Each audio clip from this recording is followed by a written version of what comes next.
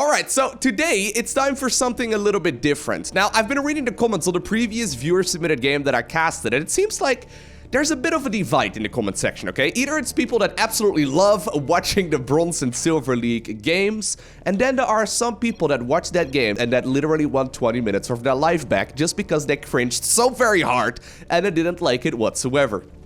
Now, what I've got for you today is a bit of a higher league game. This is going to be a Grandmaster level Zerg versus Terran, but yes, this is still a viewer-submitted game. Now, I have no idea what to expect from this, but let's go ahead and figure it out together. Spawning here in the bottom right-hand corner of Triton.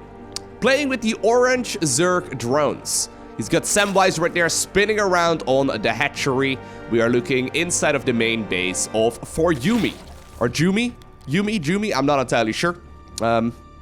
Okay, for some reason, it seems to go on over to the third base, rather than actually taking the natural. Okay, fair enough.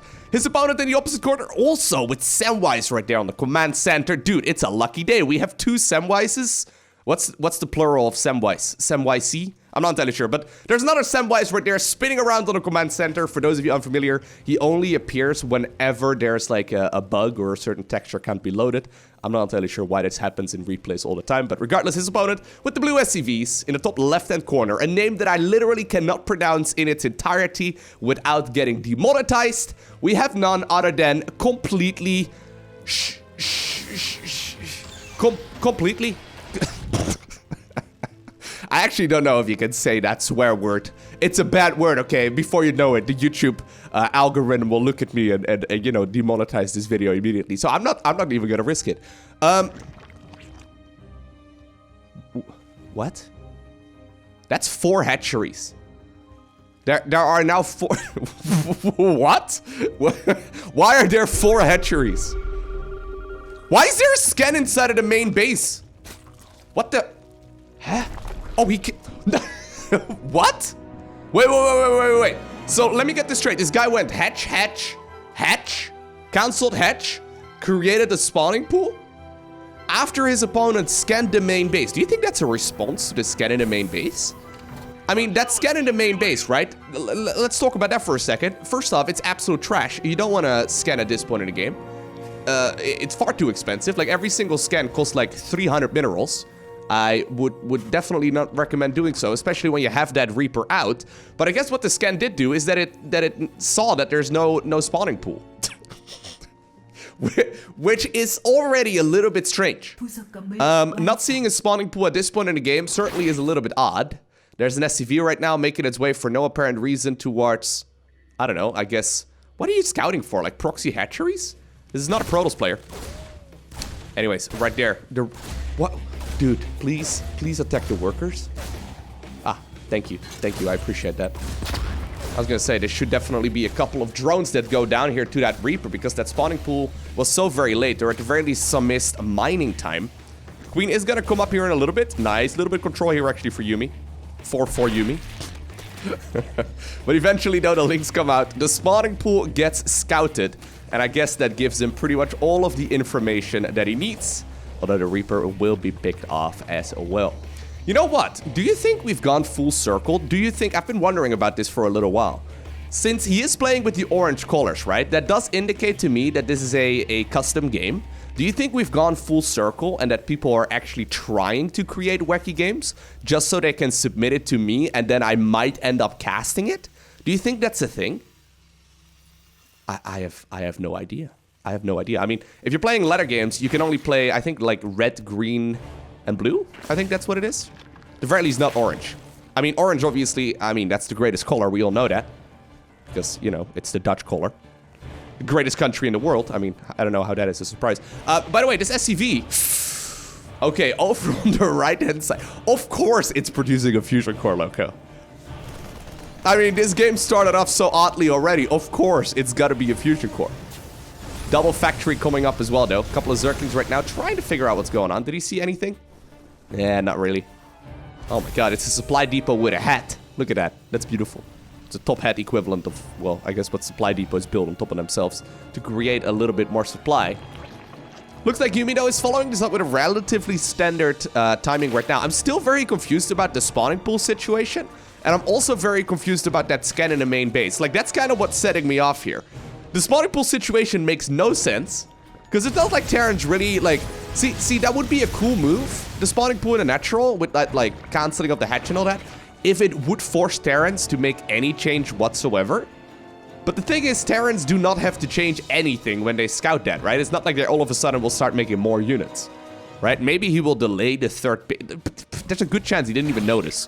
He just scanned the main base, he saw gas, he's like, okay, there must be a spawning pool, right? Like, it's not like Zergs aren't gonna get a spawning pool.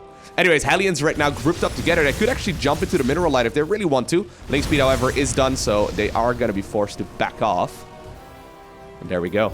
Fusion Core finished up on the right-hand side of the map. 5 minutes and 30 seconds into the game. Looks like we have 2 Battlecruisers coming up. Third command center now also being built. And while Zerg is desperately trying to construct, or, well, I guess with this skin, it could be constructing, right?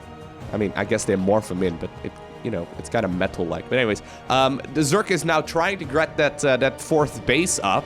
At this point, there is absolutely no knowledge that there might be a Battlecruiser showing up in just a second.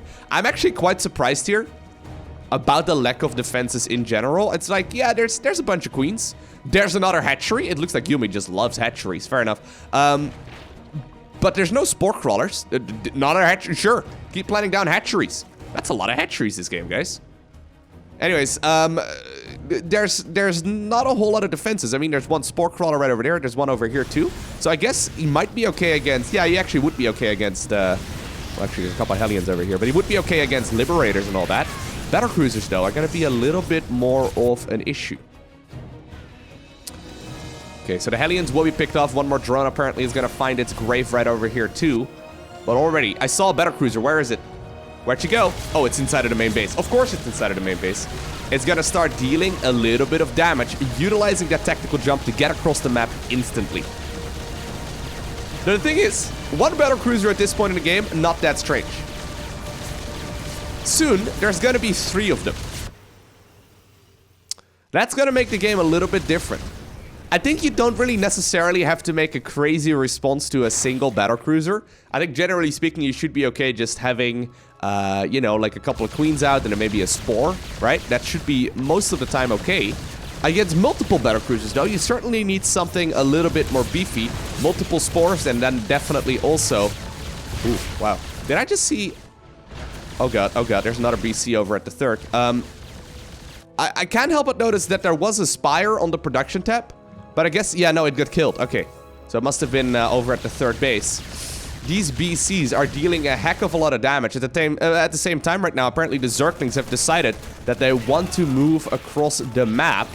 Certainly a scrappy game so far, right? And these are the kind of games that really make it obvious that even at a Grandmaster League level, the pro gamers are still significantly ahead, right? Like, even though these... Well, at the very least, we know Yumi is in Grandmaster League. I'm assuming that the opponent will be at a similar amount of MMR too, right? You can still notice there's a lot of flaws in the game. And even though when I play StarCraft myself, I feel like I'm pretty decent at it, there's still so much room for improvement. And really, once you reach Grandmaster League, that's when you realize, oh man, those pro gamers are stupid good. 4 Battlecruisers right now is what Yumi needs to deal with. There's 2 more coming up as well. The Battlecruiser fleet and the route of getting there, certainly a little bit odd. Looks like one of them, though, might end up dying here. But a lot of queens have already been picked off, and the amount of resources that have been lost here in the grand scheme of things for the Zerg player are certainly not to write home about either. Lynx, once again, though, move across the map, and they're going to be able to certainly deal some counterattack damage as well. This may very well force these BCs to go back home. Technical jump, however, not yet off cooldown, and both players are taking a tremendous amount of damage right now. Hellions will be coming up, but Lynx are absolutely tearing through all of the SCVs over at the third base. Ooh, there's one Baneling trying to get a little bit of damage done as well, softening up a lot of those units. At the same time, though, the BCs still being extremely helpful. Where do you jump it to? There's 5 Battlecruisers available right now. Okay, I think he jumped it all the way back home so he can go ahead and defend against these Lynx. Should be okay, but the supply depot with the hat was still down. Drones are falling, SCVs are dying, and it seems like we have a bit of a base race scenario. Now, I wouldn't mind this so much for the Zerg player if there was actually a good answer to these Battlecruisers. The Spire will finish up though in a little bit, and he has been saving up money. He needs to make those Corruptors instantly. There you go. Okay, okay. 10 Corruptors are coming up. This is like the weirdest base race I've seen in a while, where both players are not really like trying to kill each other's bases, but each other's economy instead. Okay, so the Spore Crawlers are available here as well. They're going to certainly allow this to be defended a little bit easier. Corruptors will be coming up as well, but Corruptors actually, when you're waiting for them, take a very long time to construct. To birth? I don't know exactly. With these skins, man, you can say constructing as well, I think. Anyways, there they are. Some of them will be picked up immediately. There's no Yamato cannon available. Links on the other side of the map, by the way, have been cleaned up. Nice target firing here by Yuumi, going after those weakened Battlecruisers first. Some of them, though, do have tactical jump on a cooldown, and that does mean that a few of these BCs will end up dying. Still, though, whenever you go for, like, an economic base race, right? Whenever you try and slow down the opponent's economy, the Terran player has this wonderful thing where they can just simply go ahead and drop mules. This is one of the reasons why we generally speaking say do not base race a Terran. The other reason, obviously, is that Terrans can go ahead and just simply, you know, repair and lift their structures and all that. It's a little bit different than, for example, the way that Zerg plays. While Zerg is able to make a lot of workers all at once, Terran cannot really do so. Now, these two Battlecruisers, though, just simply got jumped across the map and absolutely got smashed. Are there still any Zerglings, though? 94 drones, by the way, ended up getting killed already this game. 43 SCVs as well. It's an absolute worker massacre. Oh, dude. Oh, no, no, no, no, no, no, no, no, no, no, don't do it! That's a mistake! Oh, dude. Okay, well, there you go. Drone barbecue. It's not even summertime over here in the Netherlands anymore. Yeah, you can try and puke on that. This is like the desperation puke, okay? Oh, my God. Rubbing salt in the wound right there. And even though his name indicates that he's completely terrible at this game, I still don't understand the scan in the earlier stages. But it seems like he certainly has got this game in the pocket. A very odd game of StarCraft 2. Oh, man. That moment where you have so many Corruptors, you're trying to kill one freaking unit. Ugh. But the SCVs underneath certainly are making this a battle that the Battlecruiser can win. A lot of Widow Mines right now joining the fray as well from the left-hand side. And just like that, completely ends up winning the game. What do you think of my pronunciation? I feel like I nailed it there near the end. That was a very strange game. From the spawning pool placement to the scan inside of the main base, then the transition towards the proxy fusion core. I mean, I can kind of get on board with the proxy fusion core, but why though, right? Like, the main base is big enough. Unless, like, your opponent has already shown Overlord speed.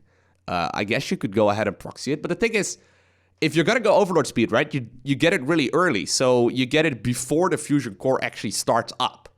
So if you see that your opponent has got Overlord speed, at that point, yeah, maybe proxying the fusion core makes sense. But if you know that your opponent hasn't actually shown you Overlord speed yet, they're not gonna get it that early on anymore. So proxying the fusion core doesn't really make a whole lot of sense in my head anymore. What an odd game. What an odd game.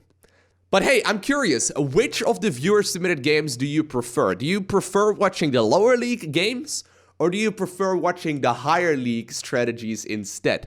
I think personally, and I'm by the way, I'm gonna be covering both, right? So in you know, it's not like I'm gonna only focus on one of the two. No, I will be focusing on both. But I think I personally prefer the lower league games just because there are some wild strategies that are viable at lower level play that just simply aren't at higher level. Because if you make a mistake at higher level, you will just simply die, right? Like, you're not going to be able to live through the game for much longer. Like, if you cut too many corners and your opponent sniffs it out, which is more likely to happen at a high level, they can just simply counterattack and win, right? And that certainly doesn't happen nearly as often at the lower level of play. But it's pretty funny, though. Even though these guys are at Grandmaster League, right? Or at the very least, like, I don't know where this guy is ranked. Like, I couldn't figure out exactly where he was ranked. I could find an account with this exact same name, but that was in Diamond League. But considering he just won against someone in Grandmaster League, yeah, I'm not entirely sure. But anyways, since these guys are indeed at higher level of play, I can imagine that they both are very familiar with how the current meta works in StarCraft 2, right? And it's still pretty obvious how far ahead the pro gamers are.